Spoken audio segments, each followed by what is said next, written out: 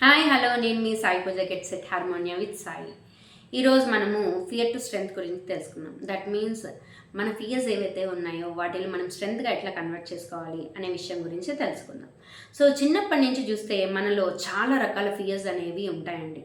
So ఆ ఫియర్స్ని మనము మన స్ట్రెంగ్త్గా ఎట్లా కన్వర్ట్ చేసుకోవాలి, ఆ ఫియర్స్ అనేవి చాలా చిన్న చిన్నవిగా పెట్టుకుంటారండి. చాలా మందిని చూస్తే బల్లంటే భయం అంటారు, కాక్రోచ్‌లు అంటే భయం అంటారు.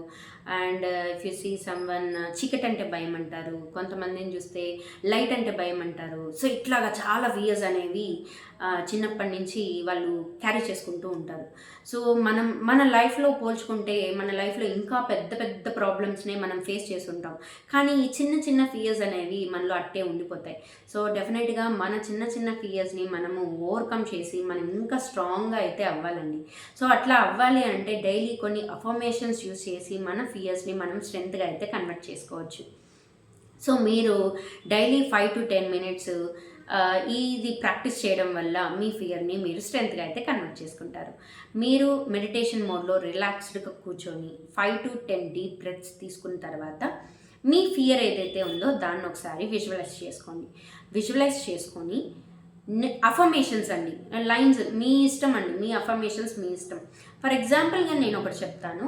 ఫర్ ఎగ్జాంపుల్ ఎవరికైనా చీకటి అంటే భయం అనుకోండి. సో మీరు ఎలా ఎలా చెప్పుకోవాలి అంటే అఫర్మేషన్ లైన్స్ అనేవి, నాకు డార్క్నెస్ అంటే భయం లేదు, I am safe, God is protecting me, darkness is nothing but absence of light, that's all. ఇట్లాగా చిన్న చిన్న అఫర్మేషన్ లైన్స్ మీరు దానికి అగైనెస్ట్గా చెప్పుకోవడం వల్ల మీ బ్రెయిన్లో రీవైర్ అయ్యి డెఫినెట్గా ఆ ఫియర్ని మీరు స్ట్రెంగ్త్గా అయితే కన్వర్ట్ చేసుకుంటారు. సో మీరందరూ కూడా మీ ఫియర్స్ని ఈ అఫర్మేషన్స్ యూజ్ చేసి ఏవైతే మీ ఫియర్స్ ఉన్నాయో వాటిని మీరు స్ట్రెంగ్త్గా కన్వర్ట్ చేసుకొని మీ లైఫ్ని బెటర్గా హ్యాపీగా లీడ్ చేయాలని నేను కోరుకుంటున్నాను. Please like, share and subscribe my channel. మరిన్ని వీడియో కోసం నా ఛానల్ని ఫాలో చేయండి. Thank you so much.